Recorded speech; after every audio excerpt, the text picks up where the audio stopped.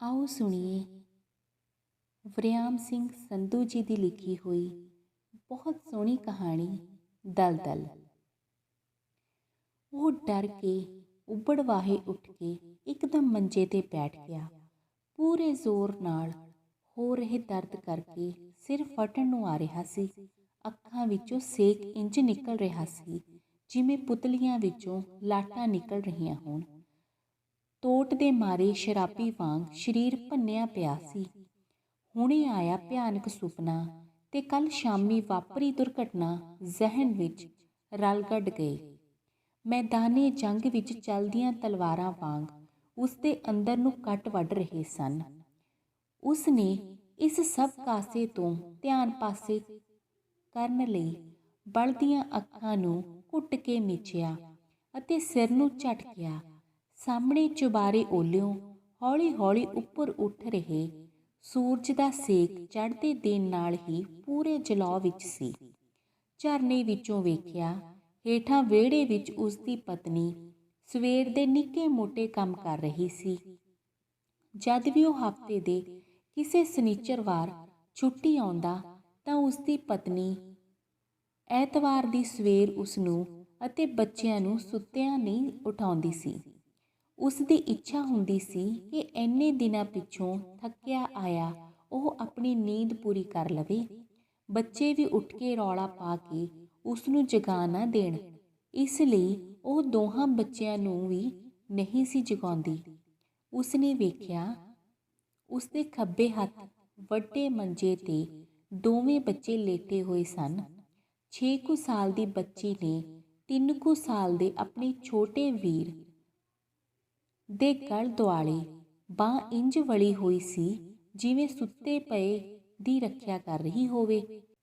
ਛੋਟੇ ਬੱਚੇ ਦੀ ਇੱਕ ਬਾਂਹ ਮੰਜੇ ਦੇ ਹੀਂਹ ਤੋਂ ਹੇਠਾਂ ਉਲਰੀ ਹੋਈ ਸੀ ਤੇ ਬੜੇ ਮਾਸੂਮ ਅੰਦਾਜ਼ ਵਿੱਚ ਉਸ ਦੇ ਹੱਥ ਦਾ ਪੰਜਾ ਖੁੱਲ੍ਹਿਆ ਹੋਇਆ ਸੀ।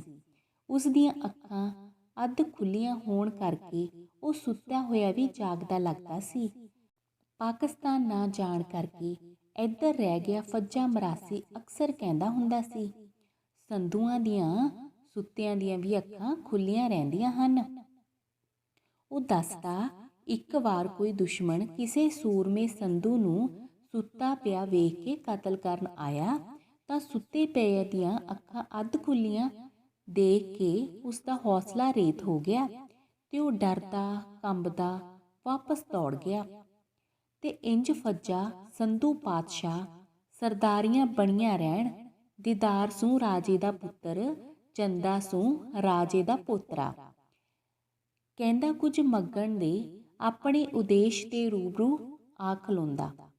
ਫੱਜੇ ਦੀਆਂ ਗੱਲਾਂ ਸੁਣ ਕੇ ਉਹ ਅੱਗਿਓਂ ਹੱਸ ਪੈਂਦਾ।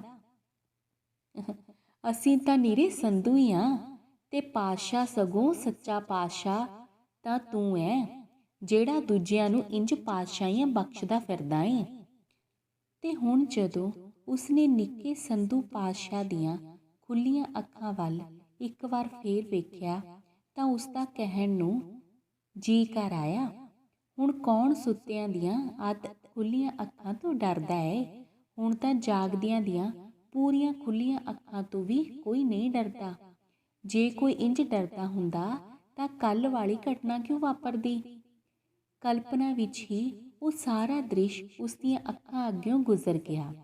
ਉਹ ਸ਼ਰਮ ਤੇ ਗੁੱਸੇ ਨਾਲ ਪਾਣੀ ਪਾਣੀ ਹੋ ਗਿਆ। ਸੇਕ ਛੱਡਦੀਆਂ ਅੱਖਾਂ ਨੂੰ ਇੱਕ ਵਾਰ ਫੇਰ ਘੁੱਟ ਕੇ ਮੀਚਿਆ ਤੇ ਹੁਣੇ ਆਏ ਸੁਪਨੇ ਦੇ ਪ੍ਰਤੀਕਾਤਮਕ ਅਰਥ ਢੂੰਡਣ ਲੱਗਾ।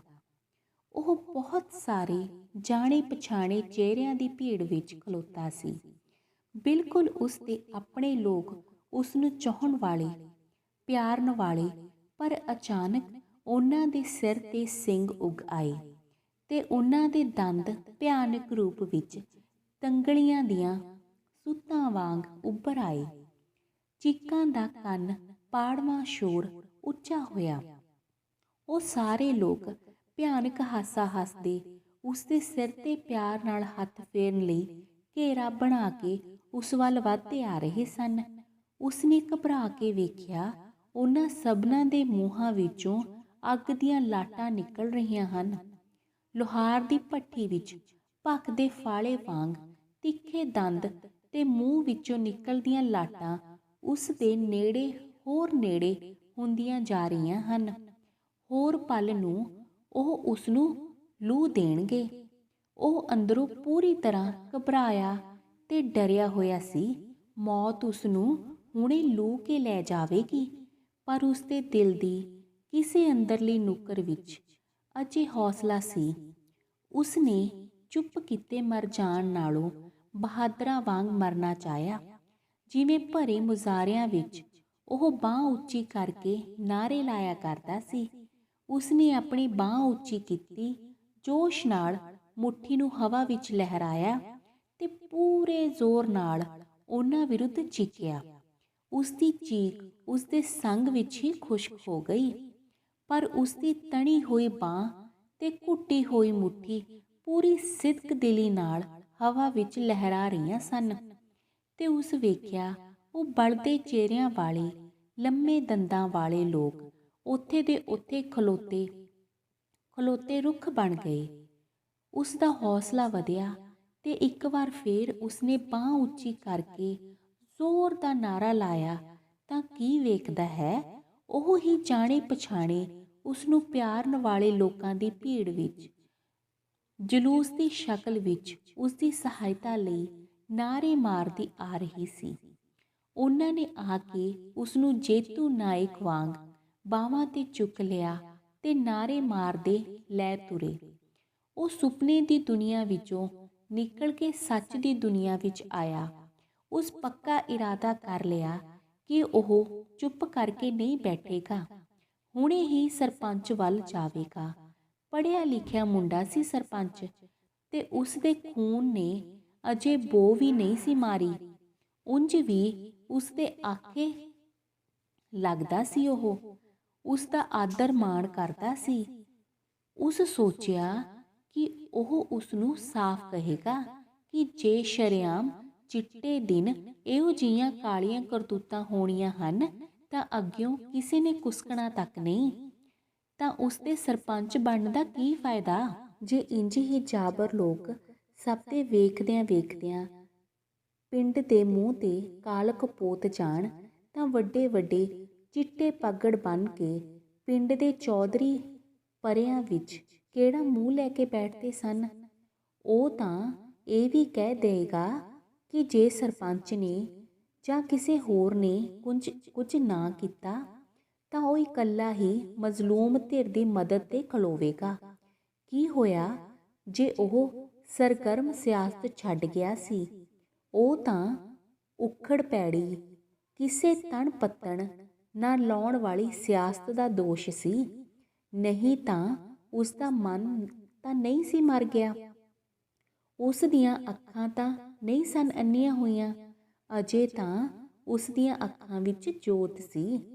ਰਾਤੀ ਜਦੋਂ ਆਖਰੀ ਬੱਸ ਤੋਂ ਉਤਰ ਕੇ ਉਸ ਨੇ ਚੰਨ ਚਾਨਣੀ ਵਿੱਚ ਸ਼ਾਂਤ ਸੁੱਤੇ ਆਪਣੇ ਪਿੰਡ ਨੂੰ ਵੇਖਿਆ ਸੀ ਤਾਂ ਉਹ ਸਦਾ ਵਾਂਗ ਪਿੰਡ ਵਾਸਤੇ ਸੁਖਾਵੇਂ ਤੇ ਮੋਹ ਭਰੇ ਅਹਿਸਾਸ ਨਾਲ ਭਿੱਜ ਗਿਆ ਸੀ। ਮੁਗਲ ਕਾਲ ਤੋਂ ਲੈ ਕੇ ਅੰਗਰੇਜ਼ੀ ਰਾਜ ਤੱਕ ਲੜੀ ਗਈ ਹਰ ਜ਼ੁਲਮ ਵਿਰੋਧੀ ਲੜਾਈ ਵਿੱਚ ਉਸ ਦਾ ਪਿੰਡ ਪੇਸ਼ ਰਿਹਾ ਸੀ। ਇਸ ਪਿੰਡ ਨੇ ਕਈ ਮਹਾਨ ਸ਼ਹੀਦ ਪੈਦਾ ਕੀਤੇ ਸਨ। ਪਿੰਡ ਦੇ ਮਹਾਨ ਇਤਿਹਾਸ ਉੱਤੇ ਉਸ ਨੂੰ ਅੰਤਾਂ ਦਾ ਮਾਣ ਸੀ। ਲੋਕਾਂ ਦੇ ਸਾਂਝੇ ਹਿੱਤ ਲਈ ਲੜੀਆਂ ਗਈਆਂ ਲੜਾਈਆਂ ਵਿੱਚ ਇਸ ਪਿੰਡ ਦਾ ਉਚੇਚਾ ਯੋਗਦਾਨ ਸੀ। ਉਹ ਖੁਸ਼ ਸੀ ਕਿ ਚੰਗੇ ਸਾਂਝੇ ਕੰਮ ਲਈ ਰਲ ਕੇ ਚੱਲਣ ਦੀ ਰਵਾਇਤ ਉਸ ਦੇ ਪਿੰਡ ਨੇ ਭੁਲਾਈ ਨਹੀਂ ਸੀ। ਇਸ ਲਈ ਮੰਗਲਵਾਰ ਨੂੰ ਅੰਬੂ ਬ੍ਰਾਹਮਣ ਦੀ ਜਵਾਨ ਕੁੜੀ ਦਾ ਵਿਆਹ ਸਾਰਾ ਪਿੰਡ ਰਲ ਕੇ ਕਰ ਰਿਹਾ ਸੀ, ਕਿਉਂਕਿ ਅੰਬੂ ਵਿਚਾਰਾ ਬਿਨਾਂ ਕੋਈ ਜਾਇਦਾਦ ਛੱਡਿਆਂ ਕੁਝ ਮਹੀਨੇ ਹੋਏ ਇੱਕ ਮੇਲੇ ਤੋਂ ਸਾਈਕਲ ਪਿੱਛੇ ਪੇਟੀ ਬੰਨੀ ਬਰਫ਼ ਦੇ ਗੋਲੇ ਵੇਚ ਕੇ ਮੁੜਦਿਆਂ ਕਿਸੇ ਟਰੱਕ ਹੇਠਾਂ ਆ ਗਿਆ ਸੀ। ਕੁੜੀ ਦਾ ਵਿਆਹ ਮਿੱਥਿਆ ਹੋਇਆ ਸੀ। ਮੁੰਡੇ ਵਾਲੇ ਸਾਕ ਛੱਡਣ ਨੂੰ ਫਿਰਦੇ ਸਨ। ਪਿੰਡ ਦੇ ਸਿਆਣੇ ਮਿਲ ਕੇ ਬੈਠੇ ਤਾਂ ਅੰਬੂ ਦੀ ਧੀ ਨੂੰ ਉਹਨਾਂ ਪਿੰਡ ਦੀ ਧੀ ਮੰਨ ਕੇ ਉਸ ਦੇ ਵਿਆਹ ਦਾ ਜ਼ਿੰਮਾ ਆਪਣੇ ਸਿਰ ਲੈਂਦਿਆਂ ਮੁੰਡੇ ਵਾਲਿਆਂ ਨੂੰ ਮਨਾ ਲਿਆ ਸੀ। ਅੰਬੂ ਉਸ ਦਾ ਨਿੱਕੇ ਹੁੰਦਿਆਂ ਦਾ ਜਮਾਤੀ ਸੀ।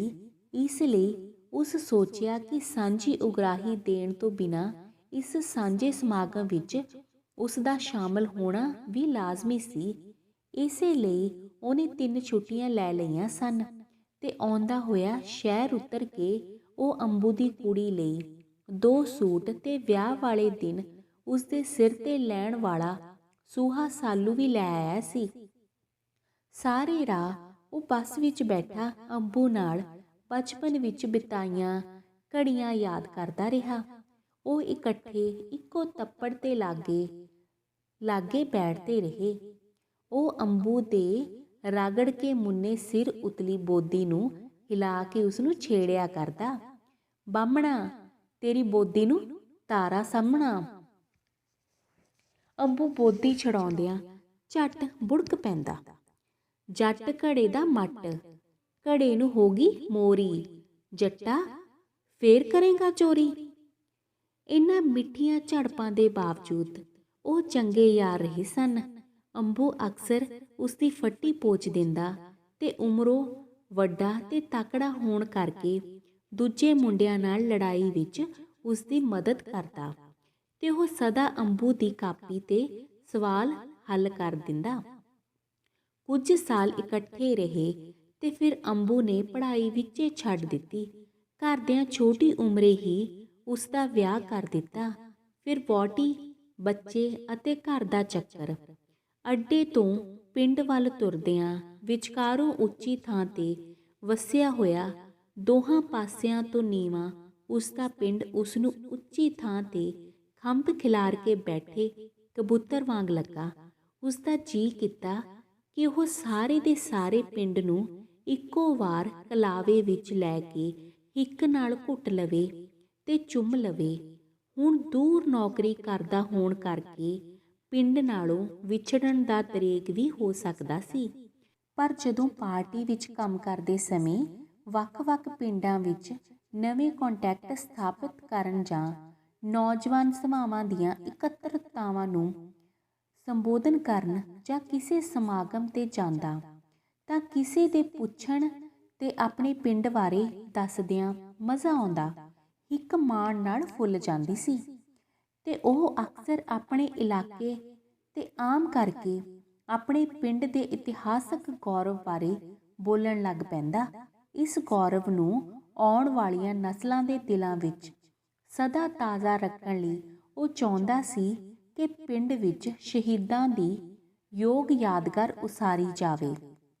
ਇਹ ਗੱਲ ਉਹ ਪਿੰਡ ਦੇ ਪਤਵੰਤੇ ਲੋਕਾਂ ਅੱਗੇ ਕਈ ਵਾਰ ਰੱਖ ਚੁੱਕਾ ਸੀ।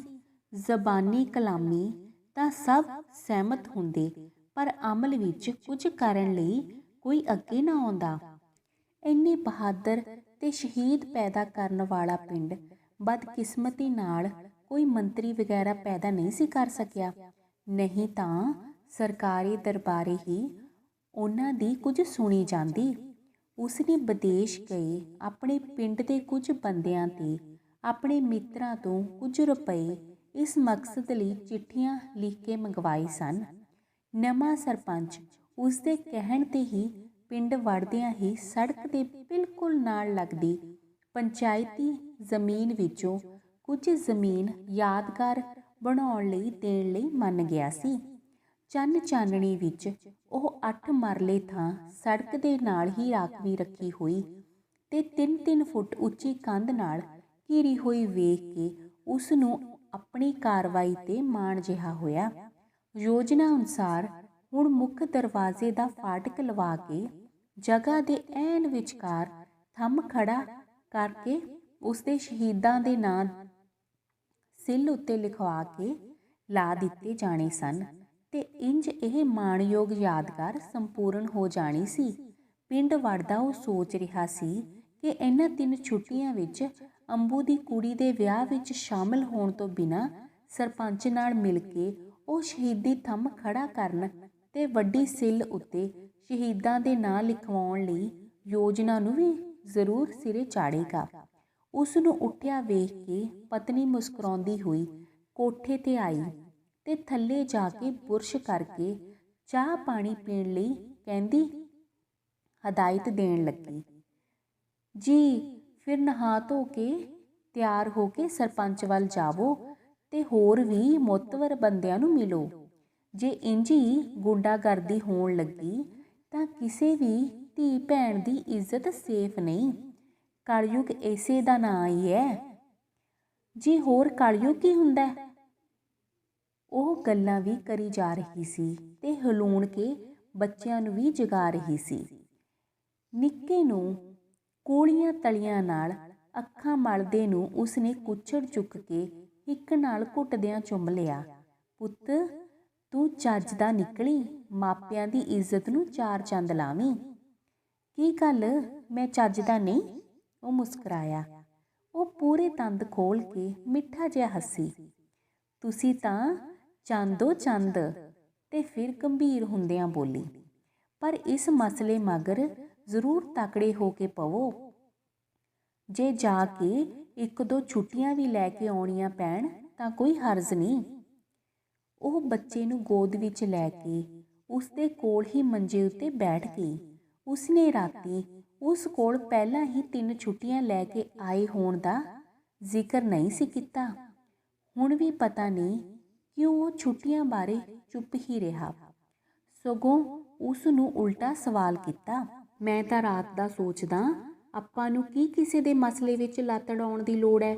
ਨਾ ਆਪਣਾ ਕੋਈ ਮਤਲਬ, ਨਾ ਆਪਣਾ ਕੋਈ ਵਾਸਤਾ। ਬੱਲੇ ਜੀ ਬੱਲੇ, ਉਹ ਵਿੱਚੋਂ ਹੀ ਟੁਣਕ ਕੇ ਬੋਲੀ। ਅੱਗੇ ਤਾਂ ਭਲਾ ਸਰਦਾਰ ਸਾਹਿਬ ਨੇ ਕਿਸੇ ਦੇ ਮਾਮਲੇ ਵਿੱਚ ਲੱਤ ਅੜਾਈ ਹੈ ਭਲਾ? ਜਦੋਂ ਮੈਂ ਰੋਕਦੀ ਹੁੰਦੀ ਸੀ ਤਾਂ ਮੈਨੂੰ ਹਨੂਮਾਨ ਵਾਲਾ ਲਤੀਫਾ ਸੁਣਾਇਆ ਕਰਦੇ ਸਨ। ਅਖੇ ਪੰਡਤ ਨੇ ਰਮਾਇਣ ਦੀ ਕਥਾ ਕਰਦਿਆਂ ਸਾਹਮਣੇ ਬੈਠੀ ਸੰਗਤ ਨੂੰ ਪੁੱਛਿਆ, ਹਨੂਮਾਨ ਕੌਣ ਸੀ? ਤਾਂ ਪਿੱਛੇ ਖੜੋਤਾ ਇੱਕ ਜੱਟ ਆਖਣ ਲੱਗਾ। ਹਨੂਮਾਨ ਕੌਣ ਸੀ? ਤਾਂ ਪਿੱਛੇ ਖੜੋਤਾ ਇੱਕ ਜੱਟ ਆਖਣ ਲੱਗਾ, ਹਨੂਮਾਨ ਜੱਟ ਸੀ।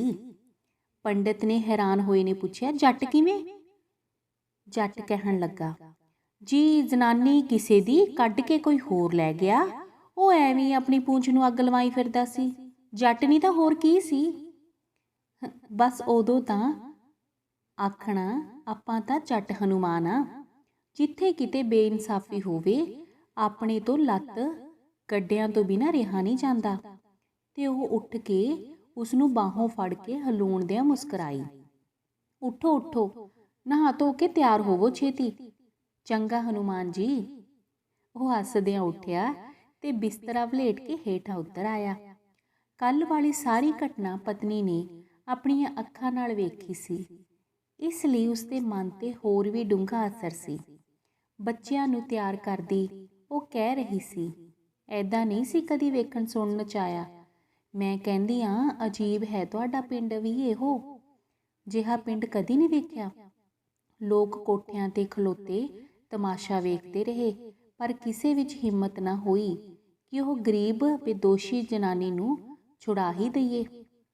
ਉਸ ਨੂੰ ਲੱਗਾ ਉਹ ਉਸਦੇ ਪਿੰਡ ਨੂੰ ਮਿਹਣਾ ਮਾਰ ਰਹੀ ਸੀ। ਉਸਦਾ ਜੀ ਕੀਤਾ ਪਤਨੀ ਨੂੰ ਸਮਝਾਵੇ ਕਿ ਜਿੱਥੇ ਕਿਤੇ ਵੀ ਜਾਨਦਾਰ ਲੋਕਾਂ ਦੀ ਜਾਨਦਾਰ ਜਥੇਬੰਦੀ ਨਹੀਂ, ਉੱਥੇ ਸਭਨੀ ਥਾਈਂ ਹੀ ਇਸ ਤਰ੍ਹਾਂ ਹੋ ਰਿਹਾ ਸੀ। ਗੱਲ ਇੱਕ ਪਿੰਡ ਦੀ ਨਹੀਂ, ਸਾਰੇ ਪਿੰਡਾਂ ਦੀ ਸੀ। ਲੋਕ ਆਪੋ ਆਪਣੀਆਂ ਬੁੱਕਲਾਂ ਵਿੱਚ ਮੂੰਹ ਤਾਣ ਕੇ ਸੁੱਤੇ ਹੋਏ ਸਨ।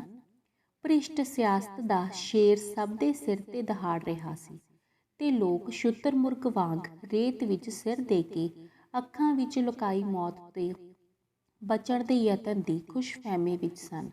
ਅਜਿਹੇ ਵਾਤਾਵਰਨ ਵਿੱਚ ਬਿੱਲੀ ਵਾਂਗ ਸ਼ਹਿ ਲਾ ਕੇ ਬੈਠੀ ਵਿਗੜੀ ਵਿਵਸਥਾ ਸਾਹਮਣੇ ਹਰ ਬੰਦਾ ਕਬੂਤਰ ਵਾਂਗ ਅੱਖਾਂ ਮੀਚੀ ਆਪਣੇ ਆਪ ਨੂੰ ਸੁਰੱਖਿਅਤ ਸਮਝ ਰਿਹਾ ਸੀ। ਪਤਨੀ ਗੰਭੀਰ ਹੋ ਗਈ। ਉਸਦਾ ਚਿਹਰਾ ਉਦਾਸ ਤੇ ਧੁਆਂਖਿਆ ਗਿਆ। ਉਹ ਹਮਦਰਦੀ ਦੀ ਮੂਰਤ ਬਣੀ ਬੈਠੀ ਸੀ। ਆਪਣੇ ਪਹਿਲੇ ਬਿਆਨ ਵਿੱਚ ਥੋੜ੍ਹੀ ਜਿਹੀ ਸੋਧ ਕਰਦਿਆਂ ਬੋਲੀ, ਨਹੀਂ ਮੇਰਾ ਮਤਲਬ ਇਹ ਤਾਂ ਨਹੀਂ, ਸਭ ਥਾਈਂ ਇੰਝ ਹੀ ਬੇੜਾ ਗਰਕਣ 'ਤੇ ਆਇਆ, ਪਰ ਇੱਥੇ ਕੁਝ ਜ਼ਿਆਦਾ ਹੀ ਇਹੋ ਜਿਹੀਆਂ ਗੱਲਾਂ ਹੁੰਦੀਆਂ ਰਹਿੰਦੀਆਂ ਨੇ। ਅਜੇ ਪਿਛਲੇ ਦਿਨ ਹੀ ਵੇਖੋ, ਬਾਹਰ ਗਈਆਂ ਜ਼ਨਾਨੀਆਂ ਵਿੱਚੋਂ ਰਾਤ ਇੱਕ ਦੇ ਕੰਨ ਦੀ ਵਾਲੀ ਕੋਈ ਲਾ ਕੇ ਭੱਜ ਗਿਆ ਸੀ। ਫਿਰ ਇਹ ਪਿੰਡ ਛੱਡ ਕਿਉਂ ਨਹੀਂ ਦਿੰਦੀ? ਚੱਲ ਉੱਥੇ ਮੇਰੇ ਨਾਲ ਚੱਲ। ਉਸਨੇ ਹੱਸ ਕੇ ਆਖਿਆ, ਤਾਂ ਉਹ ਇੱਕਦਮ ਬੋਲ ਉੱਠੀ, ਨਾ ਨਾ, ਮੈਂ ਤਾਂ ਨਹੀਂ ਛੱਡ ਕੇ ਜਾਂਦੀ ਆਪਣੇ ਘਰ ਨੂੰ, ਮੈਂ ਆਪਣੇ ਹੱਥੀਂ ਬਣਾਇਆ। ਤੇ ਉਸਨੇ ਪੇਟ ਕੱਟ ਕੇ ਭੁੱਖਿਆ ਰਹਿ ਕੇ ਬਣਾਏ ਆਪਣੇ ਮਕਾਨ ਵੱਲ ਵੇਖਦਿਆਂ ਮਾਣ ਵਿੱਚ ਫੁੱਲਵਾਂ ਸਾਹ ਲਿਆ ਤੇ ਫਿਰ ਉਦਾਸ ਹੋ ਗਈ। ਰਾਤੀ ਜਦੋਂ ਉਹ ਘਰ ਪਹੁੰਚਿਆ ਤਾਂ ਪਤਨੀ ਬਾਹਰ ਵਿਹੜੇ ਵਿੱਚ ਮੰਜੇ ਉੱਤੇ ਬੱਚਿਆਂ ਸਮੇਤ ਬੈਠੀ ਸੀ। ਜਿਸ ਦਿਨ ਉਸਨੇ ਆਉਣਾ ਹੁੰਦਾ, ਬੱਚੇ ਉਸਨੂੰ ਮਿਲਣ ਲਈ ਤੇ ਚੀਜ਼ੀ ਖਾਣ ਲਈ ਉਡੀਕ ਕਰ ਰਹੇ ਹੁੰਦੇ। ਉਹ ਓਨਾ ਚਿਰ ਸੌਂਦੇ ਨਾ, ਅੰਦਰ ਵੜਦੇ ਦੀਆਂ ਲੱਤਾਂ ਨਾਲ ਨਿੱਕਾ ਭੱਜ ਕੇ ਚਿੰਬੜ ਗਿਆ। ਵੱਡੀ ਬੱਚੀ ਨੇ ਉਸਦੇ ਹੱਥ ਵਿੱਚੋਂ ਫਲਾਂ ਵਾਲਾ ਲਿਫਾਫਾ ਝਪਟ ਮਾਰ ਕੇ ਖੋਹ ਲਿਆ। ਬੱਚੇ ਫਲ ਖਾ ਕੇ ਉਸਦੇ ਦੁਆਲੇ ਹੋਏ ਉਸ ਨਾਲ ਲਾਡ ਪਿਆਰ ਕਰ ਰਹੇ ਸਨ। ਪਤਨੀ ਰੋਟੀ ਗਰਮ ਕਰਕੇ ਲੈ ਕੇ ਆਈ ਸੀ ਤੇ ਉਸ ਕੋਲ ਬੈਠ ਗਈ। ਸੁਣਾਓ ਕੋਈ ਗੱਲਬਾਤ ਫਿਰ, ਉਸਨੇ ਮੁਸਕਰਾਉਂਦਿਆਂ ਹੋਇਆ ਪਤਨੀ ਨੂੰ ਪੁੱਛਿਆ, ਕਿਉਂਕਿ ਉਸ ਦੇ ਆਉਂਦਿਆਂ ਹੀ ਉਹ ਪਿਛਲੇ ਸਭ ਦਿਨ ਦੀਆਂ ਆਪਣੇ ਅੰਦਰ ਡੱਕੀਆਂ ਗੱਲਾਂ ਬਿਨਾਂ ਕੋਈ ਪੂਰਨ ਵਿਰਾਮ ਲਾਇਆ ਕਰਦੀ ਜਾਂਦੀ ਤੇ ਉਹ ਮੁਸਕਰਾਉਂਦਾ ਉਹਦੇ ਨਿੱਕੇ ਤੋਂ ਨਿੱਕੇ ਵੇਰਵੇ ਸੁਣਦਾ ਜਾਂਦਾ। ਸੁਣਾਉਣਾ ਕੀ ਆ ਮਿੱਠਿਓ, ਅੱਜ ਤਾਂ ਹੱਦ ਹੀ ਹੋ ਗਈ, ਮੈਂ ਤਾਂ ਆਨੀ ਆ ਸੱਤਿਆਨਾਸ ਹੀ ਹੋ ਗਿਆ ਦੁਨੀਆ ਦਾ। ਉਹ ਬੜੀ ਗੰਭੀਰ ਤੇ ਘਬਰਾਈ ਹੋਈ ਸੀ। ਉਹ ਹੈਰਾਨ ਹੋਇਆ ਬੁਰਕੀ ਸੰਘੋਂ ਹੇਠਾਂ ਕਰਕੇ ਉਹਦੇ ਮੂੰਹ ਵੱਲ ਵੇਖਣ ਲੱਗਾ। ਕਸਬਾ ਨੂਮਾ ਪਿੰਡ ਦੇ ਸਭ ਤੋਂ ਵੱਧ ਰੌਣਕ ਵਾਲੇ ਚੌਂਕ ਵਿੱਚੋਂ, ਜਿੱਥੇ ਪਿੰਡ ਦੀਆਂ ਵੱਡੀਆਂ ਵੱਡੀਆਂ ਦੁਕਾਨਾਂ ਸਨ ਤੇ ਜਿਨ੍ਹਾਂ ਦੁਕਾਨਾਂ ਤੇ ਸੌਦਾ ਲੈਣ ਆਏ ਲੋਕਾਂ ਦੀ ਗਹਿ ਗੱਜ ਭੀੜ ਸੀ, ਸੌਦਾ ਲੈਣ ਆਈ ਪਾਲੇ ਮਾਰਾਂ ਦੀ ਪ੍ਰੀਤਮ ਕੌਰ ਨੂੰ ਛਿੱਬੂਆਂ ਦੇ ਜੀਤੂ ਹੋਰਾਂ ਨੇ ਆ ਘੇਰਿਆ ਸੀ ਤੇ ਸਭ ਦੇ ਵੇਂਦਿਆਂ ਚਾਂਗਰਾਂ ਮਾਰਦੇ, ਗਾਲਾਂ ਕੱਢਦੇ, ਲਿਸ਼ਕਦੇ ਹਥਿਆਰ ਹੱਥ ਵਿੱਚ ਫੜੀ 5-7 ਬੰਦੇ ਉਸ ਨੂੰ ਸ਼ਰੇ ਬਾਜ਼ਾਰ ਨੰਗਾ ਕਰਨ ਤੇ ਤੁਲੇ ਹੋਏ ਸਨ। ਜੀਤੂ ਨੇ ਦੁਨਾਲੀ ਅਸਮਾਨ ਨੂੰ ਸੇਧ ਕੇ ਫਾਇਰ ਕੀਤਾ ਤੇ ਬਘਿਆੜ ਵਾਂਗੂ ਦਹਾੜਿਆ, ਜਿਹੜੇ ਮਾਂ ਦੇ ਪੁੱਤ ਨੂੰ ਜਾਨ ਨਹੀਂ ਪਿਆਰੀ, ਉਹ ਅੱਗੇ ਆਇਓ, ਇਹਨੂੰ ਅਸੀਂ ਨੰਗਿਆਂ ਕਰਕੇ ਫੇਰਨਾ ਜੇ। ਉਸਨੇ ਬਾਜ਼ਾਰ ਵਿੱਚ ਤੇ ਹੱਟੀਆਂ ਤੇ ਖੜੇ ਡੌਰ ਭੌਰ ਹੋਏ ਲੋਕਾਂ ਨੂੰ ਵੰਗਾਰਿਆ ਤੇ ਫਿਰ ਹੱਥ ਜੋੜਦੀ ਵਾਸਤੇ ਪਾਉਂਦੀ, ਵੇ ਪੁੱਤਾ ਮੈਨੂੰ ਬਖਸ਼ ਲਓ, ਮੈਂ ਤੁਹਾਡੀ ਮਾਵਾਂ ਵਰਗੀ ਵੇ। ਪ੍ਰੀਤਮ ਕੌਰ ਦੀ ਚਿੱਟੀ ਚੁੰਨੀ ਲਾ ਕੇ ਉਸਨੇ ਵਗਦੀ ਗੰਦੀ ਨਾਲੀ ਵਿੱਚ ਸੁੱਟ ਦਿੱਤੀ ਤੇ ਉਸਦੇ ਹੱਥ ਜੁੜੇ ਹੱਥਾਂ ਤੇ ਬੰਦੂਕ ਦਾ ਬੱਟ ਮਾਰ ਕੇ ਵੱਡੀ ਸਾਰੀ ਭੱਤੀ ਗਾਲ ਕੱਢੀ। ਉਸਦੀ ਪਤਨੀ ਸੁਣਾ ਰਹੀ ਸੀ ਤੇ ਸੁਣਾਉਂਦਿਆਂ ਸੁਣਾਉਂਦਿਆਂ ਉਸਦੇ ਲੂੰ ਕੰਡੇ ਖੜੇ ਹੋ ਰਹੇ ਸਨ। ਪਰ ਉਹਨਾਂ ਇੰਜ ਕਿਉਂ ਕੀਤਾ? ਆਖਰ ਇਹਦੇ ਪਿੱਛੇ ਵੀ ਤਾਂ ਕੋਈ ਗੱਲ ਹੋ। ਨਾ ਹੱਕ ਜੀ, ਗੱਲ ਉਸ ਵਿਚਾਰੀ ਨਾਲ ਕਾਹਦੀ ਹੋਣੀ ਹੈ? ਕਹਿੰਦੇ ਨੇ ਪ੍ਰੀਤਮ ਕੌਰ ਦੇ ਮੁੰਡੇ ਨੇ ਉਹਨਾਂ ਦੀ ਕੁੜੀ ਨੂੰ ਖੇਤ ਗਿਆ ਮਜ਼ਾਕ ਕੀਤਾ। ਕਸੂਰ ਮੁੰਡੇ ਦਾ ਤੇ ਬਦਲਾ ਉਸਦੀ ਮਾਂ ਤੋਂ ਲੈਣਾ, ਤੇ ਉਹ ਵੀ ਇਸ ਤਰੀਕੇ ਨਾਲ।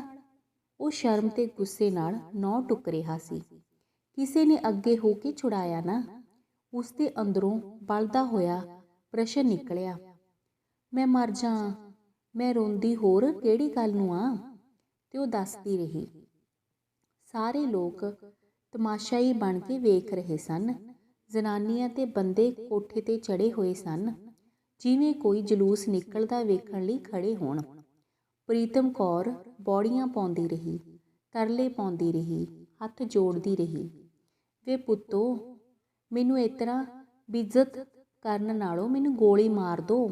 ਇੱਕ ਨੇ ਉਸਦੀ ਕੀਚੀ ਵਿੱਚ ਪੂਰੇ ਜ਼ੋਰ ਨਾਲ ਧੌਲ ਮਾਰੀ ਤੇ ਉਹ ਮੂੰਹ ਪਰਨੇ ਧਰਤੀ ਤੇ ਡਿੱਗ ਪਈ। ਤਾਂ ਉੱਠ, ਕੁੱਤੀ ਰੰਨ ਨਾ ਹੋਵੇ ਤਾਂ ਪਖੰਡ ਕਰਦੀ ਐ, ਇੱਥੇ ਦੀਵਾਨ ਸੁਣਨ ਬੈਠੀ ਐ। ਇੱਕ ਨੇ ਉਸਦੇ ਵਾਲਾਂ ਨੂੰ ਹੱਥ ਪਾ ਕੇ ਧੂ ਕੇ ਖੜਾ ਕਰ ਲਿਆ ਤੇ ਉਹਦੇ ਹੋਏ ਡਾਂਗਾਂ ਦੀਆਂ ਹੁੱਜਾਂ ਤੇ ਬੰਦੂਕ ਦੇ ਬੱਟ ਮਾਰਦੇ ਪਿਛਵਾੜੇ ਦੀ ਗਲੀ ਵਿੱਚੋਂ ਲੈ ਤੁਰੇ। ਪ੍ਰੀਤਮ ਕੌਰ ਭਿੱਖ ਮੰਗਦੀਆਂ ਅੱਖਾਂ ਨਾਲ ਆਸੇ ਪਾਸੇ ਤੇ ਕੋਠਿਆਂ ਉੱਤੇ ਖਲੋਤੇ ਬੰਦੇ ਤੇ ਜ਼ਨਾਨੀਆਂ ਦੇ ਵਾਸਤੇ ਪਾ ਰਹੀ ਸੀ, ਵੇ ਲੋਕੋ ਮੈਂ ਤੁਹਾਡੀ ਭੈਣ ਵੇ, ਮੈਂ ਤੁਹਾਡੀ ਮਾਂ ਵੇ।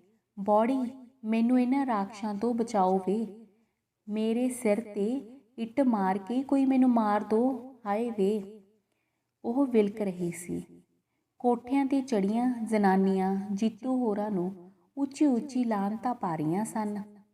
ਤੁਹਾਡਾ ਬੇੜਾ ਗਰਕ ਹੋ ਜੇ, ਤੁਹਾਡਾ ਕੱਖ ਨਾ ਰਹੇ ਜ਼ਾਲਮੋ। ਪਤਨੀ ਦੱਸਦੀ ਜਾ ਰਹੀ ਸੀ ਤੇ ਉਹ ਲੋਕਾਂ ਵਿੱਚੋਂ ਅਸਲੋਂ ਹੀ ਮਰ ਗਈ ਮਨੁੱਖਤਾ ਦਾ ਅਨੁਮਾਨ ਲਾ ਰਿਹਾ ਸੀ। ਜੀ ਮੇਰੇ ਅੰਦਰ ਤਾਂ ਇੰਨੀ ਅੱਗ ਬਲਦੀ ਪਈ ਸੀ ਕਿ ਜੀ ਕਰੇ ਜ਼ਨਾਨੀਆਂ ਨੂੰ ਹੱਲਾਸ਼ੇਰੀ ਦੇ ਕੇ ਉਹਨਾਂ ਦੇ ਗਲ ਪੈ ਜਾਈਏ। ਜ਼ਨਾਨੀਆਂ ਨੂੰ ਮਾਰ ਥੋੜ੍ਹਾ ਦੇਣ ਲੱਗੇ ਸਨ ਉਹ। ਉਹਨਾਂ ਦੀ ਬੱਚੀ ਅੱਗੇ ਜਾਗਦੀ ਪਈ ਸੀ। ਉਸਨੇ ਵੀ ਸਾਰੀ ਘਟਨਾ ਆਪਣੀਆਂ ਅੱਖਾਂ ਨਾਲ ਮਾਂ ਦੇ ਨਾਲ ਕੋਠੇ 'ਤੇ ਚੜ੍ਹ ਕੇ ਵੇਖੀ ਸੀ। ਉਹ ਸਹਿਮੀਆਂ ਨਜ਼ਰਾਂ ਨਾਲ ਆਪਣੀ ਮਾਂ ਨੂੰ ਪਿਤਾ ਨਾਲ ਗੱਲਾਂ ਕਰਦਿਆਂ ਵੇਖ ਰਹੀ ਸੀ। ਡੈਡੀ, ਉਹਨਾਂ ਨੇ ਉਹਨੂੰ ਸਾਰਾ ਹੀ ਨੰਗਾ ਕੀਤਾ, ਕਿਛੇ ਵੀ ਨਾ ਛੁਡਾਇਆ। ਬੱਚੀ ਦੀਆਂ ਗੱਲਾਂ ਸੁਣਦਿਆਂ ਹੀ ਉਹਨੇ ਉਸਨੂੰ ਗਲ ਨਾਲ ਘੁੱਟ ਲਿਆ। ਉਹ ਸ਼ਰਮ ਨਾਲ ਗਰਕ ਹੋ ਗਿਆ। ਉਸ ਦੀਆਂ ਅੱਖਾਂ ਵਿੱਚ ਪਾਣੀ ਸੇਮ ਆਇਆ। ਗਲੀ ਦੇ ਮੋੜ 'ਤੇ ਜਾ ਕੇ ਤਾਂ ਕਰਤਾਰਾ ਕਾਮਰੇਡ ਅੱਗੇ ਵਧਿਆ। ਅਕਲ ਕਰੋ, ਉਹ ਕੁਝ ਅਕਲ, ਹੋਰ ਕੁਝ ਨਹੀਂ ਤਾਂ ਰੱਬ ਤਾਂ ਵੇਂਦਾ ਤੁਹਾਨੂੰ। ਉਸਨੂੰ ਅੱਗੇ ਵਧਿਆ ਆਉਂਦਾ ਦੇਖ ਕੇ ਜੀਤੂ ਨੇ ਅਸਮਾਨ ਨੂੰ ਸੇਧ ਕੇ ਫਾਇਰ ਕੀਤਾ। ਜਿਹੜੇ ਰੱਬ ਦੇ ਢਿੱਡ ਵਿੱਚ ਗੋਲੀ ਮਾਰੀ ਹੋਵੇ ਤੇ ਉਸਨੂੰ ਮਾਰ ਕੇ ਨਿਸ਼ਚਿੰਤ ਹੋ ਕੇ ਲਲਕਾਰਿਆ, ਅੱਗੇ ਨਾ ਵਧੀ ਕਾਮਰੇਡਾ, ਅੱਗੇ ਤੇਰੀ ਖੱਬੀ ਬਾਂਹ ਟੁੱਟੀ ਹੈ, ਹੁਣ ਸੱਜੀ ਤੁੜਾ ਬੈਠੇਗਾ। ਤੇ ਉਸਨੇ ਗਲੱਥਾ ਮਾਰ ਕੇ ਉਸਨੂੰ ਗਲੀ ਦੇ ਇੱਕ ਪਾਸੇ ਵਗਾ ਮਾਰਿਆ। ਪਤਨੀ ਦੱਸ ਰਹੀ ਸੀ ਕਿ ਗਲੀਆਂ ਵਿੱਚ ਤੇ ਕੋਠਿਆਂ ਉੱਤੇ ਇਕੱਠੀ ਹੋਈ ਭੀੜ ਦੇ ਸਾਹਮਣੇ ਉਸ ਔਰਤ ਨੂੰ ਅਲਫ ਨੰਗਿਆ ਕਰਕੇ ਤੇ ਗਲੀਆਂ ਵਿੱਚ ਫੇਰਦੇ ਰਹੇ। ਸਾਹੋ ਸਾਹ ਹੋਈ ਪਤਨੀ ਦੀਆਂ ਗੱਲਾਂ ਸੁਣ ਕੇ ਉਹਦਾ ਅੰਦਰ ਦਰਦ ਨਾਲ ਪੱਛਿਆ ਗਿਆ। ਮੈਂ ਆਨਾ, ਲੋਕ ਅਸਲੋਂ ਹੀ ਮਰ ਗਏ। ਕਿ ਉਹਨਾਂ ਕੋਲ ਸਾਰੇ ਪਿੰਡ ਦੇ ਲੋਕਾਂ ਨਾਲੋਂ ਜ਼ਿਆਦਾ ਹਥਿਆਰ ਸਨ? ਰਲ ਕੇ ਇੱਕ ਵਾਰ ਟੁੱਟ ਕੇ ਉਹਨਾਂ ਦੇ ਗਲ ਪੈ ਜਾਂਦੇ। ਉਹ ਅੱਧਾ ਪਤਨੀ ਨਾਲ ਤੇ ਅੱਧਾ ਆਪਣੇ ਆਪ ਨਾਲ ਗੱਲਾਂ ਕਰ ਰਿਹਾ ਸੀ। ਉਹ ਜਿਵੇਂ ਆਪਣੇ ਅੰਦਰ ਡੁੱਬ ਗਿਆ। ਮੈਂ ਤਾਂ ਸ਼ਾਮੀ ਗੱਲਾਂ ਕਰਦਿਆਂ ਤਾਰੇ ਦੀ ਵਹੁਟੀ ਨੂੰ ਆਖਦੀ ਸਾਂ, ਤੁਹਾਡਾ ਨਾਂ ਲੈ ਕੇ, ਕਿ ਜੇ ਉਹ ਹੁੰਦੇ ਤਾਂ ਉਹਨਾਂ ਤਾਂ ਨਹੀਂ ਸੀ ਇਸ ਤਰ੍ਹਾਂ ਹੋਣ ਦੇਣਾ ਕਦੀ ਵੀ, ਭਾਵੇਂ ਕੁਝ ਵੀ ਹੁੰਦਾ। ਉਹ ਤਾਂ ਲੋਕਾਂ ਨੂੰ ਵੰਗਾਰ ਕੇ ਜਾਂ ਕੁੱਦਦੇ ਮੌਤ ਦੇ ਮੂੰਹ ਵਿੱਚ, ਪਰ ਉਹਨੂੰ ਨੰਗਿਆ ਨਹੀਂ ਸੀ ਹੋਣ ਦਿੰਦੇ। ਪਤਨੀ ਦੀ ਗੱਲ ਸੁਣ ਕੇ ਉਹਨੂੰ ਉਸ 'ਤੇ ਡਾਢਾ ਪਿਆਰ ਆਇਆ। ਉਸਨੂੰ ਪਤੀ 'ਤੇ ਕਿੰਨਾ ਮਾਣ ਸੀ, ਉਹ ਵੀ ਮਾਣ ਨਾਲ ਭਰ ਗਿਆ। ਉਸਦੇ ਆਪਣੇ ਜੀਵਨ ਦਾ ਨਿੱਕਾ ਜਿਹਾ ਇਤਿਹਾਸ ਉਸਦੀਆਂ ਨਜ਼ਰਾਂ ਅੱਗੇ ਗੁਜ਼ਰ ਗਿਆ। ਜਦੋਂ ਪਿੰਡ ਅਤੇ ਇਲਾਕੇ ਵਿੱਚ ਹਰ ਬੇਇਨਸਾਫੀ ਵਿਰੁੱਧ ਜੂਝਣ ਲਈ ਤਿਆਰ ਖੜਾ ਸੀ। ਪਿੰਡ ਪਿੰਡ ਬਣੀਆਂ ਨੌਜਵਾਨ ਸਭਾਵਾਂ ਸ਼ਕਤੀਸ਼ਾਲੀ ਜਥੇਬੰਦੀ ਦੇ ਰੂਪ ਵਿੱਚ ਉੱਭਰ ਰਹੀਆਂ ਸਨ ਤੇ ਜਿੱਥੇ ਕਿਤੇ ਬੇਇਨਸਾਫੀ ਹੁੰਦੀ, ਰਲ ਕੇ ਟੱਕਰ ਲੈਣ ਲਈ ਤਿਆਰ ਹੁੰਦੀਆਂ ਸਨ। ਜੇ ਕਿਤੇ ਉਹ ਦਿਨ ਹੁੰਦੇ ਤਾਂ ਇਹਨਾਂ ਨੂੰ ਵੀ ਇੱਕ ਵਾਰ ਤਾਂ ਗਿਆਨ ਕਰਾ ਦਿੰਦੇ। ਉਸ ਨੂੰ ਹਸਰਤ ਸੀ ਕਿ ਫੁੱਟ ਦੀ ਸਿਆਸਤ ਅਤੇ ਕੁਸੇਦ ਨੇ ਜਥੇਬੰਦੀ ਦਾ ਢਾਂਚਾ ਤੋੜ ਦਿੱਤਾ। ਲੈ ਹੁਣ ਤੁਸੀਂ ਕੀ ਨਹੀਂ ਕਰ ਸਕਦੇ। ਪਤਨੀ ਨੂੰ ਅਜੇ ਵੀ ਉਸਦੀ ਤਾਕਤ 'ਤੇ ਵਿਸ਼ਵਾਸ ਸੀ। ਸਵੇਰੇ ਸਰਪੰਚ ਨੂੰ ਮਿਲੋ, ਲੋਕਾਂ ਨੂੰ ਇਕੱਠਿਆਂ ਕਰਕੇ ਇਸ ਜ਼ੁਲਮ ਵਿਰੁੱਧ ਲਾਮਬੱਧ ਕਰੋ। ਉਹ ਪਤਨੀ ਨਾਲ ਸਹਿਮਤ ਹੁੰਦਾ ਹੋਇਆ ਵੀ ਹੈਰਾਨੀ ਨਾਲ ਉਸਦੇ ਮੂੰਹ ਵੱਲ ਵੇਖ ਰਿਹਾ ਸੀ। ਇਹ ਉਹ ਔਰਤ ਸੀ ਜਿਹੜੀ ਸਦਾ ਉਸਨੂੰ ਅਜਿਹੇ ਕੰਮਾਂ ਤੋਂ ਵਰਜਦੀ ਹੁੰਦੀ ਸੀ। ਤੁਸੀਂ ਸਾਰੀ ਦੁਨੀਆ ਠੀਕ ਕਰਨ ਦਾ ਠੇਕਾ ਲਿਆ ਹੋਇਆ ਹੈ, ਆਪਣੀ ਜ਼ਿੰਦਗੀ ਸੁੱਖ ਨਾਲ ਗੁਜ਼ਾਰੋ। ਤੇ ਹੁਣ ਜਦੋਂ ਉਹ ਚੰਗੀ ਨੌਕਰੀ 'ਤੇ ਲੱਗ ਗਿਆ ਸੀ ਤੇ ਸੁੱਖ ਦੀ ਜ਼ਿੰਦਗੀ ਗੁਜ਼ਾਰ ਰਿਹਾ ਸੀ ਤਾਂ ਉਹ ਉਸਨੂੰ ਜ਼ੁਲਮ ਵਿਰੁੱਧ ਲੜਨ ਲਈ ਵੰਗਾਰ ਰਹੀ ਸੀ। ਗਈ ਰਾਤ ਤੱਕ ਉਸਨੂੰ ਨੀਂਦ ਨਾ ਆਈ। ਸਾਰੀ ਘਟਨਾ ਨਸ਼ਤਰ ਬਣ ਕੇ ਉਸਦੀਆਂ ਅੱਖਾਂ ਵਿੱਚ ਰੜਕ ਰਹੀ ਸੀ। ਕਲਪਨਾ ਵਿੱਚ ਹੀ ਨੰਗੀ ਔਰਤ ਉਸਦੀਆਂ ਅੱਖਾਂ ਅੱਗੇ ਤੁਰੀ ਜਾ ਰਹੀ ਸੀ ਤੇ ਟੁੱਟੇ ਹੱਥਾਂ ਤੇ ਟੁੱਟੀਆਂ ਜੇਬਾਂ ਵਾਲੇ ਲੋਕ ਆਸੇ-ਪਾਸੇ ਖੜੇ ਚੁੱਪਚਾਪ ਵੇਖ ਰਹੇ ਸਨ ਤੇ ਉਸਦੇ ਦੁਆਲੇ ਕੰਨਾਂ ਵਿੱਚ ਆਵਾਜ਼ ਗੂੰਜ ਰਹੀ ਸੀ, ਵੇ ਲੋਕੋ, ਮੈਂ ਤੁਹਾਡੀ ਭੈਣ ਜੇ, ਮੈਂ ਤੁਹਾਡੀ ਮਾਂ ਜੇ, ਬੌੜੀ ਮੈਨੂੰ ਬਚਾਓ ਇਹਨਾਂ ਰਾਖਸ਼ਾਂ ਤੋਂ। ਤੇ ਉਸ ਤਹਈਆ ਕਰ ਲਿਆ ਸੀ ਕਿ ਇਸ ਮਾਮਲੇ ਵਿੱਚ ਜਿੰਨੀ ਵੀ ਵੱਧ ਤੋਂ ਵੱਧ ਹੋ ਸਕੇ ਮਜ਼ਲੂਮ ਧਿਰ ਦੀ ਮਦਦ ਕਰਨੀ ਹੈ। ਉਸ ਸੋਚਿਆ ਕਿ ਸਮੁੱਚੇ ਪਿੰਡ ਦਾ ਇਕੱਠ ਕਰਕੇ ਉਹਨਾਂ ਜ਼ਾਲਮਾਂ ਵਿਰੁੱਧ ਸਮੂਹਕ ਕਾਰਵਾਈ ਕੀਤੀ ਜਾਵੇ, ਉਹਨਾਂ ਨੂੰ ਸਜ਼ਾ ਦਿਵਾਈ ਜਾਵੇ। ਕਈ ਦਲੀਲਾਂ ਉਸਦੇ ਮਨ ਵਿੱਚ ਆਉਂਦੀਆਂ ਤੇ ਤੁਰ ਜਾਂਦੀਆਂ। ਇਸ ਉਧੇੜ ਬੁਣ ਵਿੱਚ ਕਿਤੇ ਤੜਕੇ ਜਿਹੇ ਕਿਤੇ ਉਸਦੀ ਅੱਖ ਲੱਗੀ। ਸੁੱਤਿਆਂ ਪਿਆਂ ਵੀ ਭਿਆਨਕ ਤੇ ਡਰਾਉਣੇ ਸੁਪਨੇ ਉਸਦੀਆਂ ਅੱਖਾਂ ਵਿੱਚ ਰੜਕਦੇ ਰਹੇ। ਪਤਨੀ ਦੇ ਕਹਿਣ ਤੇ ਉਹ ਨਹਾ ਧੋ ਕੇ ਤਿਆਰ ਹੋਇਆ ਤੇ ਸੋਚਿਆ ਕਿ ਰੋਟੀ ਖਾਣ ਤੋਂ ਪਹਿਲਾਂ ਇੱਕ ਵਾਰ ਸਰਪੰਚ ਨੂੰ ਮਿਲ ਆਵੇ ਤੇ ਉਹ ਨਾਲ ਇਹ ਮਾਮਲਾ ਸਾਰੇ ਪਹਿਲੂਆਂ ਤੇ ਵਿਚਾਰ ਆਵੇ।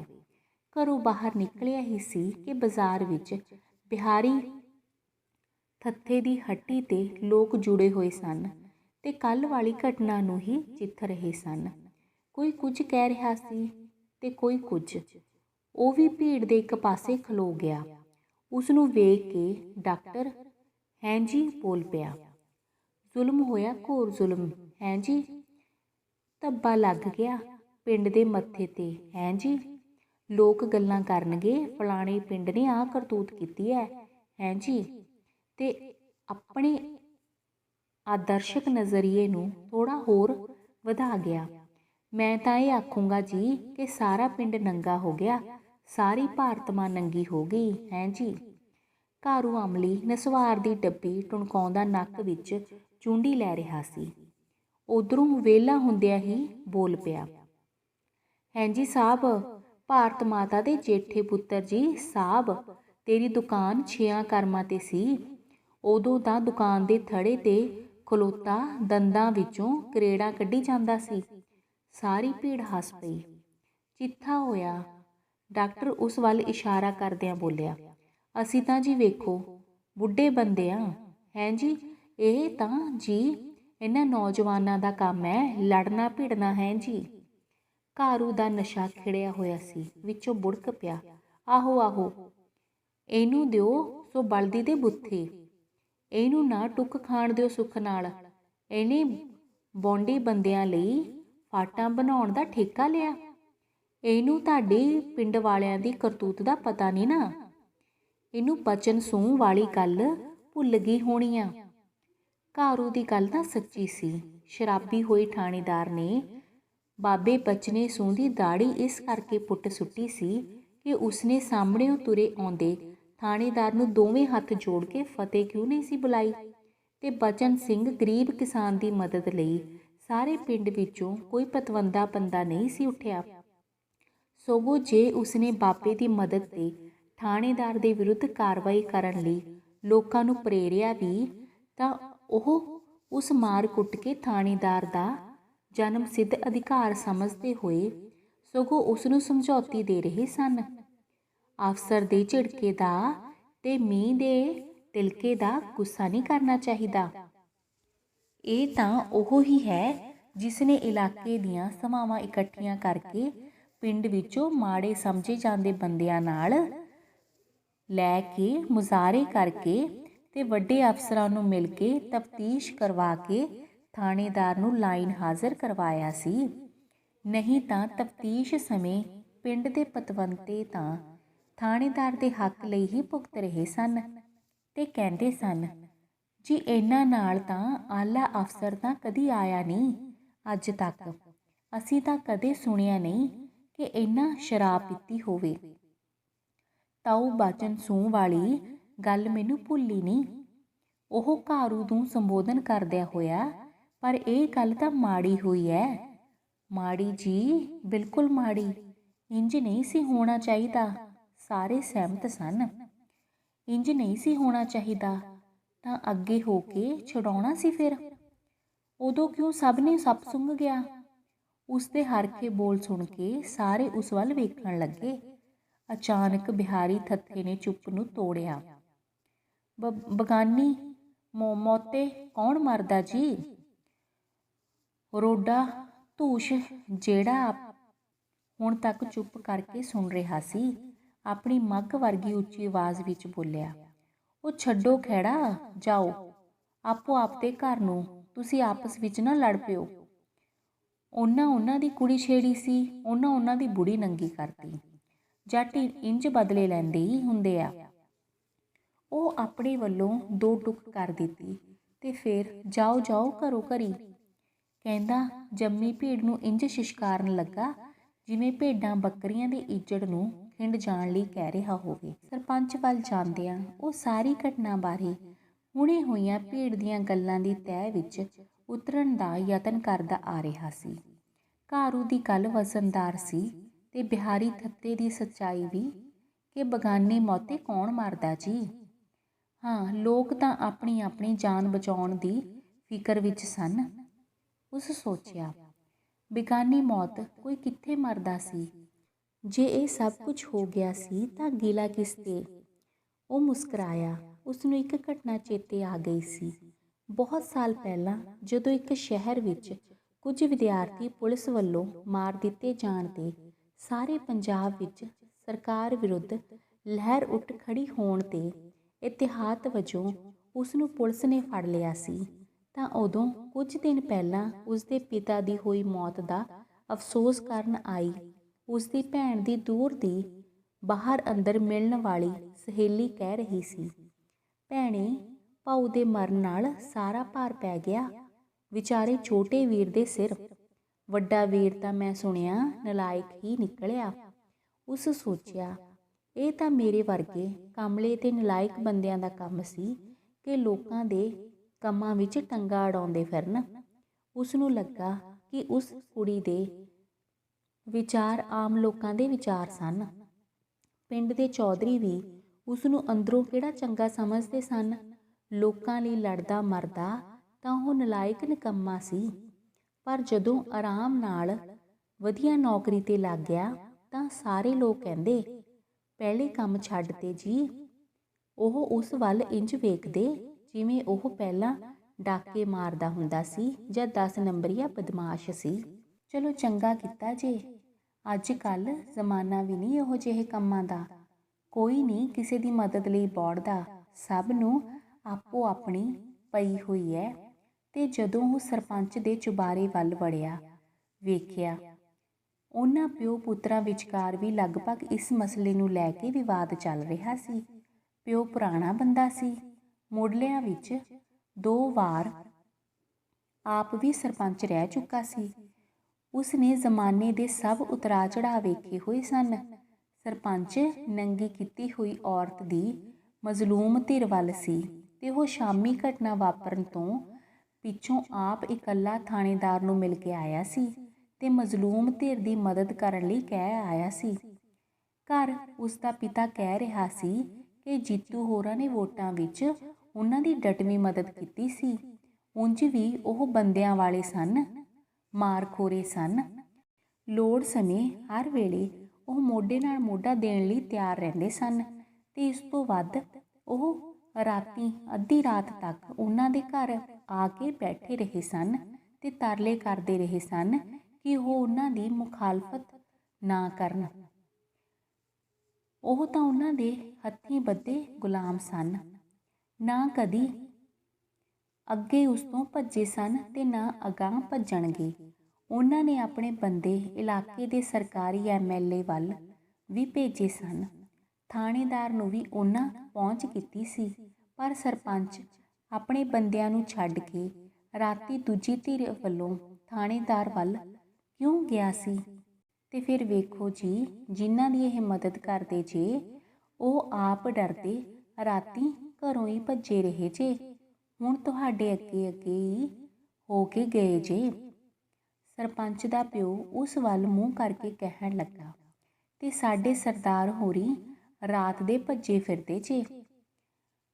ਅਖੇ ਮੁਦਾਈ ਸੁਸਤ ਗਵਾਹ ਚੁਸਤ। ਉਸਨੇ ਰੋਟੀ ਖਾ ਰਹੇ ਸਰਪੰਚ ਵੱਲ ਇਸ਼ਾਰਾ ਕੀਤਾ। ਸਰਪੰਚ ਵੀ ਹੱਸ ਪਿਆ ਤੇ ਉਹ ਵੀ, ਤੇ ਫਿਰ ਅਚਾਨਕ ਹੱਸਦਿਆਂ ਹੱਸਦਿਆਂ ਚੁੱਪ ਕਰਕੇ ਉਹ ਆਪ ਆਪਣੇ ਹਾਸੇ ਦਾ ਵਿਸ਼ਲੇਸ਼ਣ ਕਰਨ ਲੱਗਾ। ਉਸਦੇ ਹਾਸੇ ਵਿੱਚ ਸਰਪੰਚ ਦੇ ਪਿਓ ਦੀਆਂ ਗੱਲਾਂ ਨਾਲ ਉਸਦੀ ਜਿਵੇਂ ਅਚੇਤ ਸਹਿਮਤੀ ਸੀ। ਕਾਕਾ, ਆਹ ਧੁੱਪੇ ਨਹੀਂ ਚਿੱਟੇ ਹੋਏ। ਬਜ਼ੁਰਗ ਨੇ ਚਿੱਟੀ ਦਾੜੀ ਨੂੰ ਹੱਥ ਲਾਇਆ। ਇਹਨਾਂ ਅੱਖਾਂ ਨੇ ਜਹਾਨ ਵੇਖਿਆ, ਲੱਖਾਂ ਉਤਰਾ ਚੜ੍ਹਾ ਵੇਖੇ ਨੇ, ਬੰਦੇ ਨੂੰ ਤਰੀਕੇ ਨਾਲ ਚੱਲਣਾ ਚਾਹੀਦਾ ਹੈ। ਤੈਨੂੰ ਲੜਦੇ ਜਵਾਨੀ ਦਾ ਖੂਨ, ਹੋਰ ਕੁਝ ਨਹੀਂ। ਤੇ ਉਬਲਦੇ ਖੂਨ ਨਾਲ ਨਹੀਂ ਕਦੀ ਸਿਆਸਤਾਂ ਚੱਲੀਆਂ। ਇਹ ਠੰਡੇ ਧੀਰੇ ਹੋਈਆਂ ਸੋਚ ਸਮਝ ਕੇ ਚੱਲਦੀਆਂ ਨੇ। ਬਜ਼ੁਰਗ ਦਾ ਉਮਰ ਦਾ ਤਜਰਬਾ ਬੋਲ ਰਿਹਾ ਸੀ।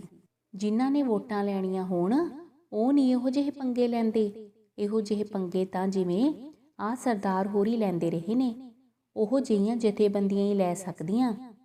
ਬਜ਼ੁਰਗ ਉਸ ਵੱਲ ਇਸ਼ਾਰਾ ਕਰਕੇ ਹੱਸਿਆ ਤੇ ਫਿਰ ਇੱਕਦਮ ਗੰਭੀਰ ਹੋ ਕੇ ਸਰਪੰਚ ਨੂੰ ਸਮਝਾਉਣ ਲੱਗਾ। ਹੁਣ ਇਹਨਾਂ ਸਰਦਾਰ ਹੋਰਾਂ ਵੱਲ ਹੀ ਵੇਖ ਲਓ। ਇਹਨਾਂ ਨੇ ਨਵੇਂ ਲਹੂ ਦੇ ਉਬਾਲ ਵਿੱਚ ਕੋਈ ਇੱਕ ਕੰਮ ਕੀਤਾ। ਕਈਆਂ ਪਹਾੜਾਂ ਨਾਲ ਮੱਥਾ ਲਾਇਆ, ਪਰ ਛਿੰਦਿਆ ਕੱਲੇ ਕਾਰੇ ਦੇ ਮੱਥੇ ਮਾਰਿਆਂ ਕਿਤੇ ਪਹਾੜ ਢਹਿੰਦੇ ਨੇ। ਮੈਂ ਤਾਂ ਆਖੂੰ ਇਹਨਾਂ ਹੁਣ ਸਿਆਣਪ ਵਰਤੀ ਆ। ਜੋ ਸਭ ਕੁਝ ਛੱਡ ਗਏ ਨੇ ਤਾਂ ਵੇਖ ਲੈ, ਵਧੀਆ ਨੌਕਰੀ ਤੇ ਲੱਗ ਗਿਆ, ਸੋਹਣੇ ਮਕਾਨ ਪਾ ਲਏ ਆ, ਘਰ ਦੀ ਵਾਹੀ ਚੱਲਦੀ ਆ, ਲੋਕਾਂ ਦੀ ਸ਼ਾਬਾਸ਼ੀ ਤੇ ਬੱਲੇ ਬੱਲੇ ਵਾਧੂ ਦੀ। ਇਹ ਹੁੰਦੀ ਆ ਸਿਆਣਪ। ਉਹ ਦੋਹਾਂ ਪਿਓ ਪੁੱਤਰਾਂ ਵਿਚਕਾਰ ਸਰੋਤਾ ਬਣ ਕੇ ਬੈਠਾ ਸੀ। ਬਜ਼ੁਰਗ ਵੱਲੋਂ ਦਿੱਤੀ ਸਿਆਣਪ ਦੀ ਪਰਿਭਾਸ਼ਾ ਦੇ ਹੱਕ ਜਾਂ ਵਿਰੋਧ ਵਿੱਚ ਬੋਲਣ ਦਾ ਉਸਦਾ ਮਨ ਹੀ ਨਹੀਂ ਸੀ ਰਿਹਾ। ਸਰਪੰਚ ਨੇ ਮੁਸਕਰਾ ਕੇ ਢੀਲਾ ਪੈਂਦਿਆਂ ਉਸ ਨੂੰ ਪੁੱਛਿਆ, ਭਾਜੀ ਫਿਰ ਕਿਵੇਂ ਕਰੀਏ? ਉਹ ਕੋਈ ਦੋ ਟੁਕਰਾਏ ਦੇਣ ਦੀ ਸਥਿਤੀ ਵਿੱਚ ਨਹੀਂ ਸੀ ਰਹਿ ਰਿਹਾ। ਫਿੱਕਾ ਜਿਹਾ ਮੁਸਕਰਾਉਂਦਿਆਂ ਉਸ ਕਿਹਾ, ਤੁਸੀਂ ਵੀ ਠੀਕ ਹੋ ਤੇ ਬਜ਼ੁਰਗਾਂ ਦੀ ਗੱਲ ਵੀ ਕੁਝ ਹੱਦ ਤੱਕ ਠੀਕ ਹੈ। ਬਜ਼ੁਰਗ ਨੇ ਕਾਹਲੀ ਨਾਲ ਵਿੱਚੋਂ ਹੀ ਉਸਦੀ ਗੱਲ ਟੋਕ ਦਿੱਤੀ, ਇਹ ਠੀਕ ਨਹੀਂ ਜੀ, ਠੀਕ ਮੈਂ ਹੀ ਹਾਂ। ਉਂਝ ਵੀ ਉਹਨਾਂ ਮਿਲ ਲੈਣੇ ਥਾਣੇਦਾਰ ਦਾ ਮੂੰਹ ਕਾਲਾ ਕਰ ਦੇਣਾ। ਅੱਜ ਤਾਂ ਭਲਕ ਕੋਈ ਮਾੜੀ ਮੋਟੀ ਇਨਕੁਆਰੀ ਹੋਊ ਤੇ ਹੋਣਾ ਹਵਾਣਾ ਕੁਝ ਵੀ ਨਹੀਂ। ਬਹੁਤੀ ਗੱਲ ਤਾਂ ਤੂੰ ਕਿਸੇ ਪਾਸੇ ਵੀ ਨਾ ਤੁਰ, ਚੁੱਪ ਰਹਿ। ਸਰਪੰਚ ਨੇ ਰੋਟੀ ਖਾ ਕੇ ਥਾਲੀ ਮੇਜ਼ ਤੇ ਇੱਕ ਪਾਸੇ ਕਰ ਦਿੱਤੀ। ਤੋ ਚਿੱਤੀ ਵਿੱਚ ਫਸਿਆ ਦਾੜੀ ਤੇ ਹੱਥ ਫੇਰਦਾ ਹੱਸਿਆ, ਗੁੱਟ ਨਿਰਲੇਪ ਹੋ ਜਾਵਾਂ।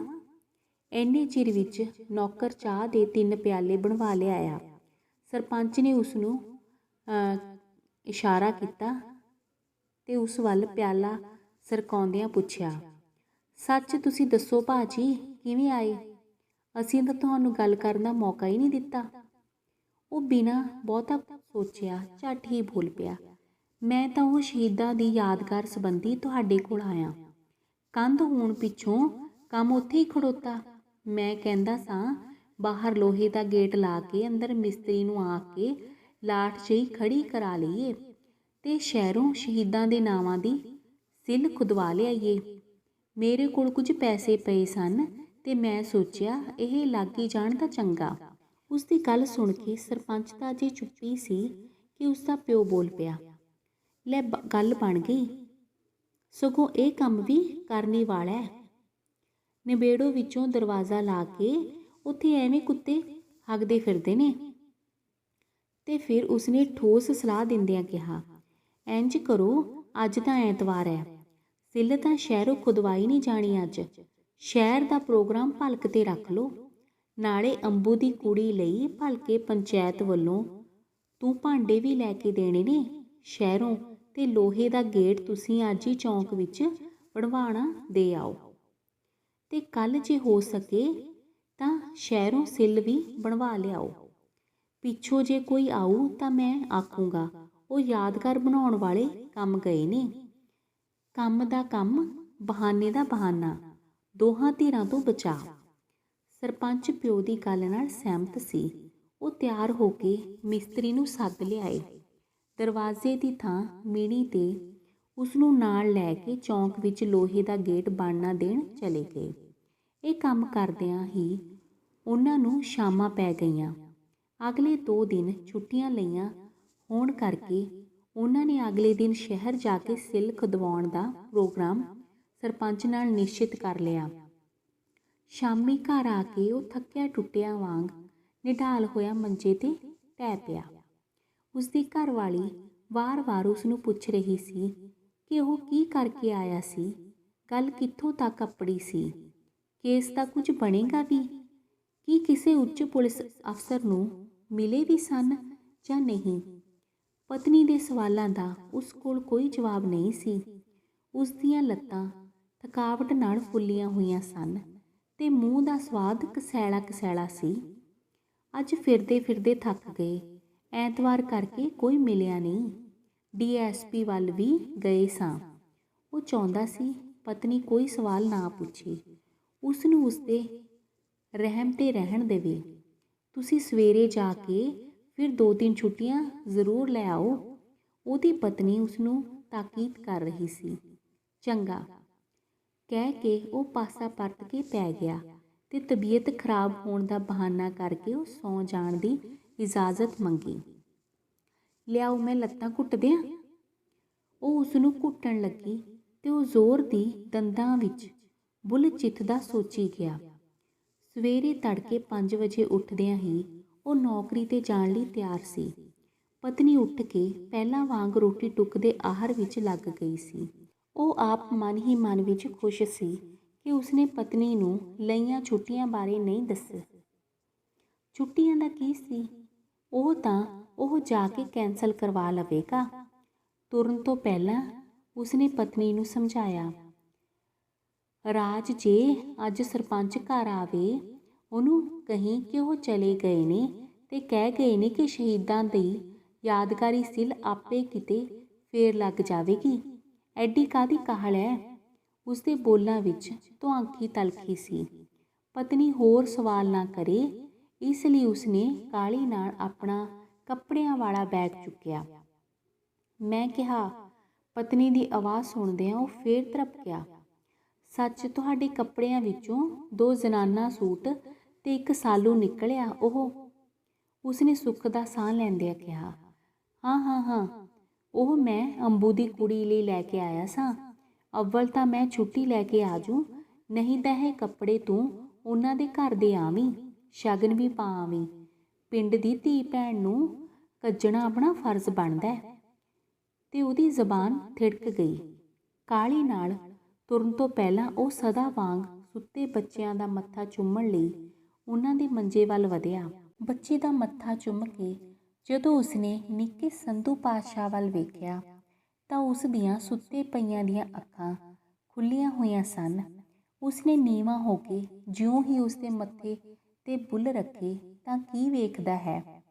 ਨਿੱਕੇ ਨੇ ਖੁੱਲ੍ਹੀਆਂ ਅੱਖਾਂ ਹੌਲੀ ਜਿਹੀ ਮੀਚ ਲਈਆਂ ਤੇ ਉਸਦੇ ਨਿੱਕੇ ਨਿੱਕੇ ਗੁਲਾਬੀ ਬੁੱਲ੍ਹਾਂ ਉੱਤੇ ਮੁਸਕਰਾਹਟ ਫੈਲ ਗਈ।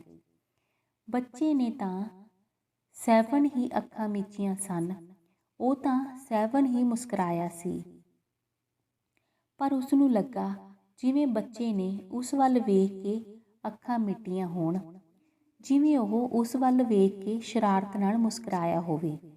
ਉਸਦੇ ਮੱਥੇ ਤੇ ਮੁੜਕੇ ਦੀਆਂ ਬੂੰਦਾਂ ਸਿਮ ਆਈਆਂ।